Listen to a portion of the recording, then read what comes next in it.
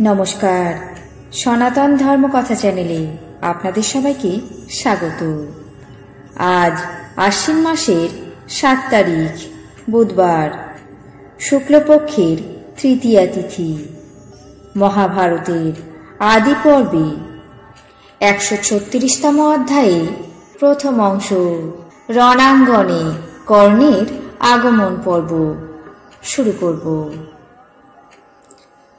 নারায়ণং নমস্কৃত্য নরং চৈব নরোত্তমং দেবীং সরস্বতীং Basham ততো জয়মুদীরয়েৎ।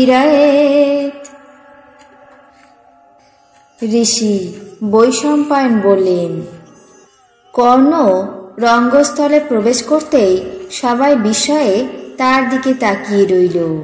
তার মুখে সূর্যের মতো প্রভা, কানে কুণ্ডল। তিনি সহজাত কবচ ধারণ করে কোমরে খড়গ বেঁধে পর্বতের মতো শোভা পাচ্ছিলেন। তিনি সূর্যের ঔরসে কুমারী কুন্তীর গর্ভে জন্মগ্রহণ করেন। তার যশের সীমা ছিল না। তার শরীরের দীপ্তি, কান্তি দুটি দিয়ে তিনি চন্দ্র, সূর্য এবং অগ্নির সমান ছিলেন। তিনি সিংহ এবং হস্তির বল একাই ধারণ করতেন। তিনি সর্বাঙ্গ সুন্দর।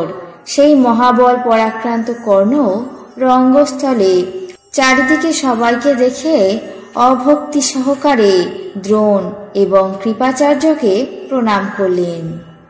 রঙ্গস্থলের লোকেরা তাকে দেখে নিশ্চল হয়ে উঠল এবং ইনি কে এর পরিচয় জানার জন্য সবাই কৌতূহলী হয়ে উঠল।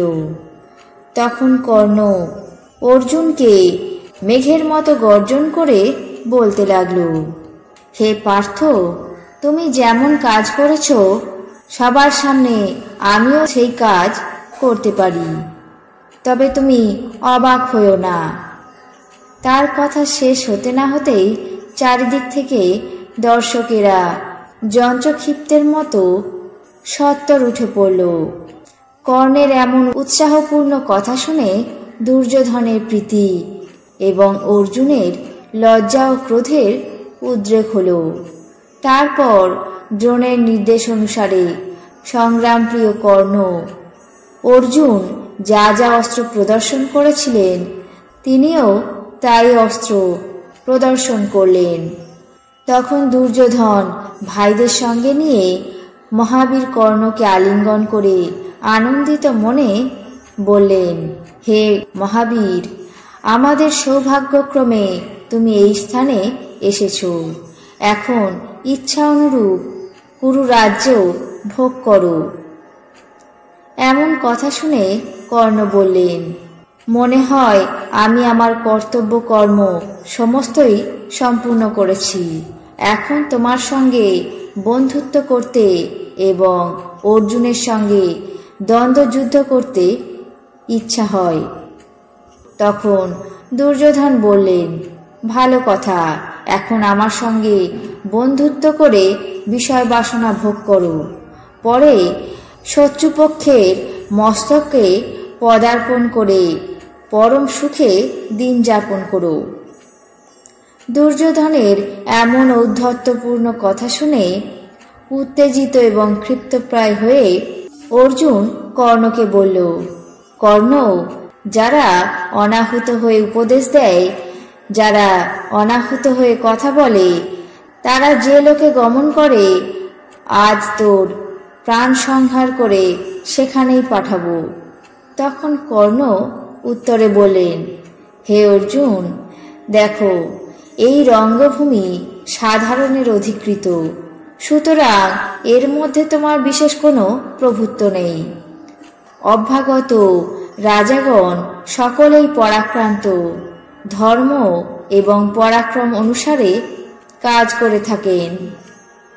যতদিন না গুরুজনদের সামনে আমার বাণ দিয়ে তোমার মুণ্ডচ্ছেদ না করছি, ততদিন পর্যন্ত এই বাণ নিক্ষেপের আর কোনো মাহাত্ম্য নেই। তখন অর্জুন আচার্য দ্রোণের আদেশ পেয়ে কর্ণের সঙ্গে সংগ্রামে লিপ্ত হলেন।